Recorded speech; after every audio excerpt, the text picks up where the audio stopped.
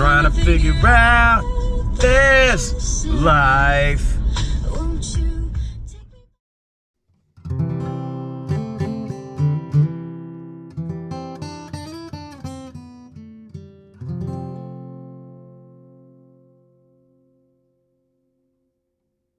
Nothing to see here. Just filming an outdoor TV show and watching my wife be the voice of an ACM event. Our industry would not be what it is. Proud of you, baby. That's my wife. She talking.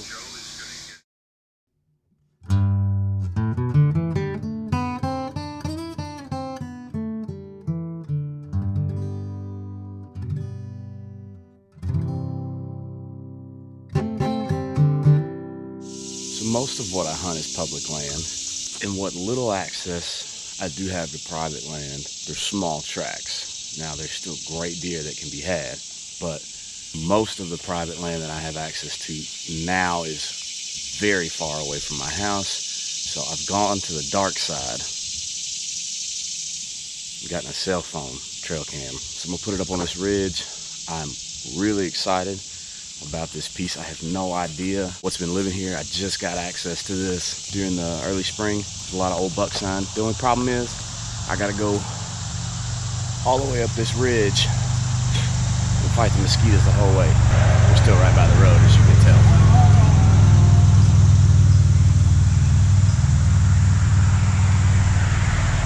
All right, I'll start climbing.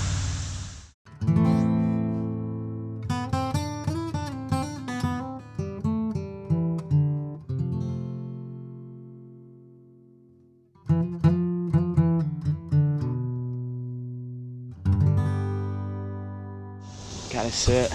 Now we wait 22 days. Maybe we'll have a big old velvet monster come in.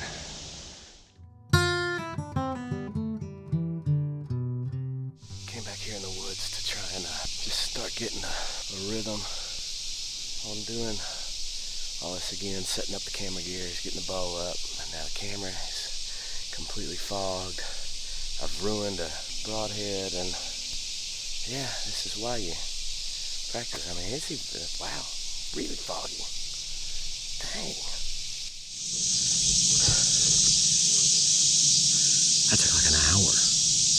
Everything I thought was the right thing to do was wrong.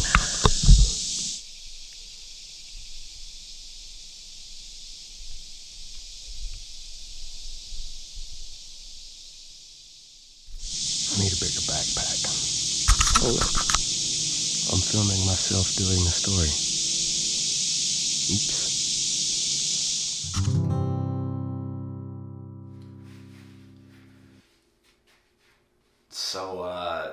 So scouting for the velvet season on places where I already have permission is not going well.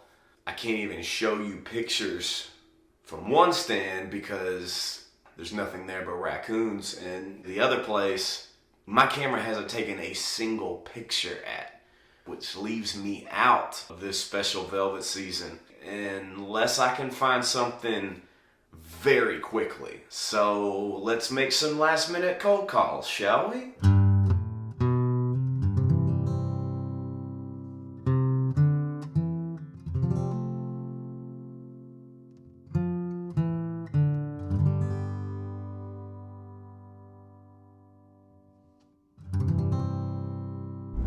Back at it, Zoe.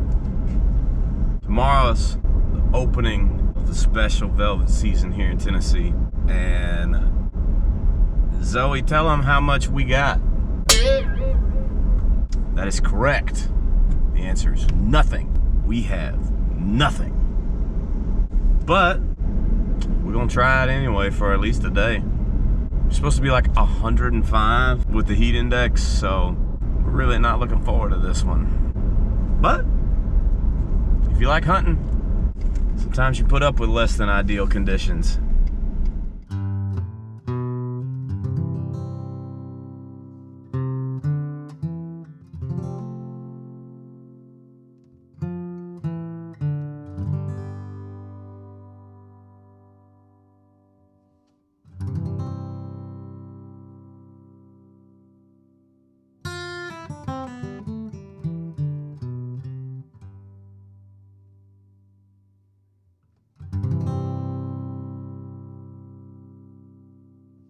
Generally,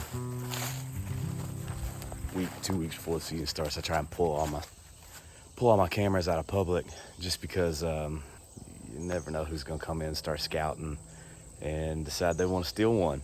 I'm excited.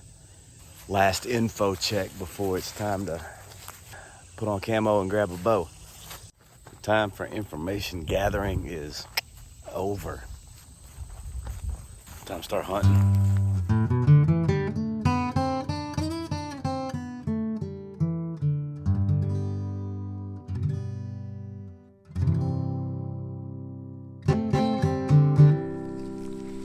A little bit of a dilemma now. After pulling on my cameras, looking at all the footage last night, poring over it, talking it through in my head, I don't know where to go. I had an absolute pile of bucks in one area, and I fell victim to hoping they would stay, knowing in the back of my head that they never do. I thought one out of the 7 shooters that I had back there would stick around, but I don't have a picture of a shooter buck in 2 weeks. So I've got another spot that's got deer in it that aren't as big, but they've been in recently. It's the classic bird in the hand. Do you take what you know's coming in, or do you think you know enough about an area to adapt to it? That's the debate now. It doesn't matter how many deer you find if you can't shoot them.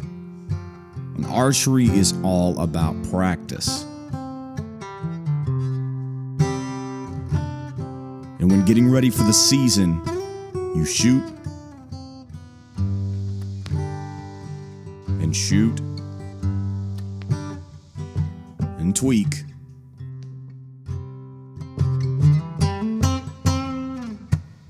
and shoot.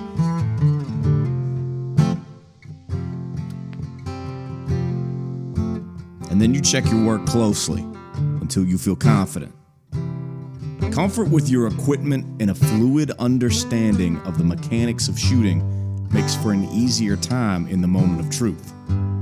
I have had seasons where I've struggled with indecision and target panic. And the biggest reason behind that was a lack of practice. We're talking about practice, not the game, practice. It doesn't make perfect. It makes confidence, and confidence leads to success.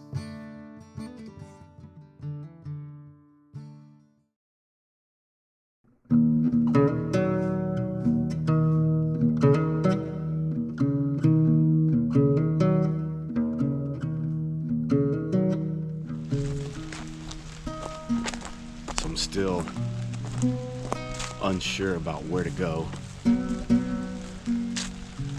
for opening day. Dodging spider webs. I'm gonna put a camera back out. I gotta get this in place today because I go to Wyoming tomorrow. So I'm out in the rain, still scouting. Right there, over my shoulder, somebody else's trail cam. I now know that I'm not alone in here. Good luck to whoever it is, but we need to head back down this way.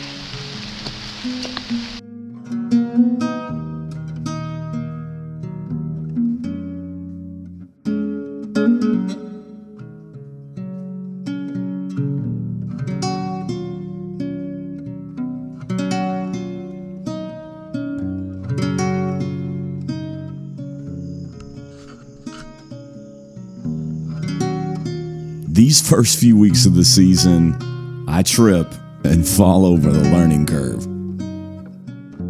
There's really no way to get ready to film your hunts out of a tree until you do it.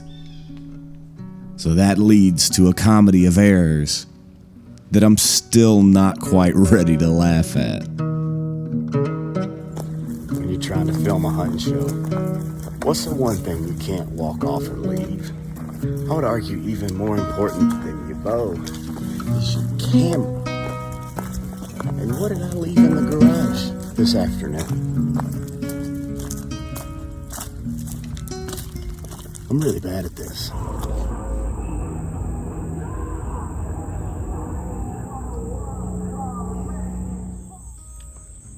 Who does this stuff? The work that it takes to get this stuff in here. You could take it to the dump just as easy. Oh, I'm fuming. So mad. One day I'm gonna get smart enough and I'm gonna bring a cameraman in with me. So I don't have to mess with all this. Needless to say, the entirety of the early season is spent merely learning lessons in how to film myself hunting.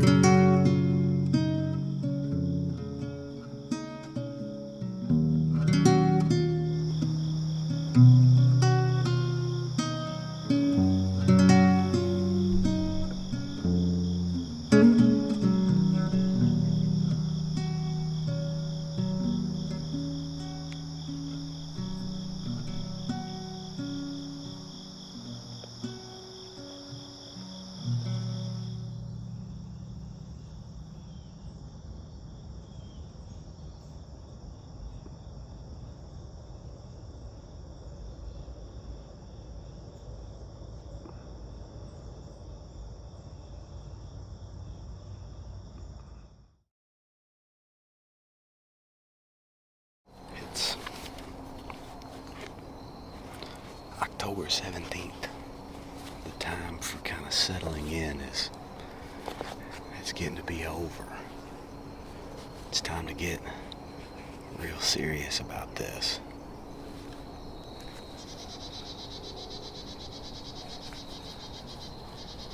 So that's what we're going to do today, is we're going to start getting serious about things. Awesome. Hunt hard for the next month and a half. Real hard.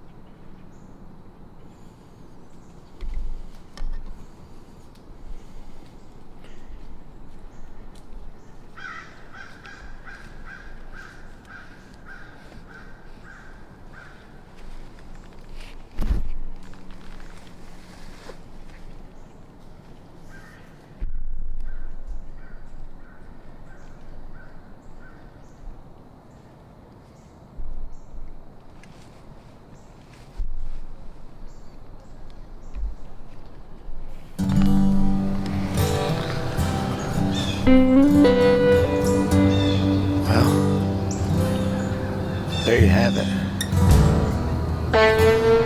Early season is over.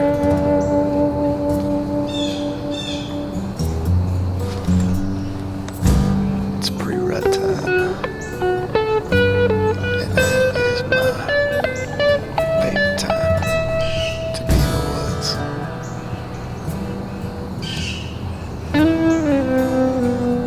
These last 2 weeks of October are gonna be lit.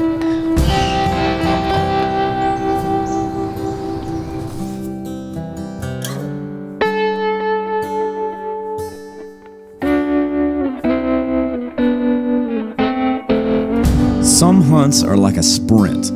You only have a short time to get your bearings and reach your goal. Whitetail season, especially on public land in the South, is a marathon. There are gonna be tough stretches and there's gonna be great stretches. You have to stay even-keeled through it all. This season's first few weeks have been difficult, but right around the bend is the beacon of light that shines to deer hunters all year round. It's almost November.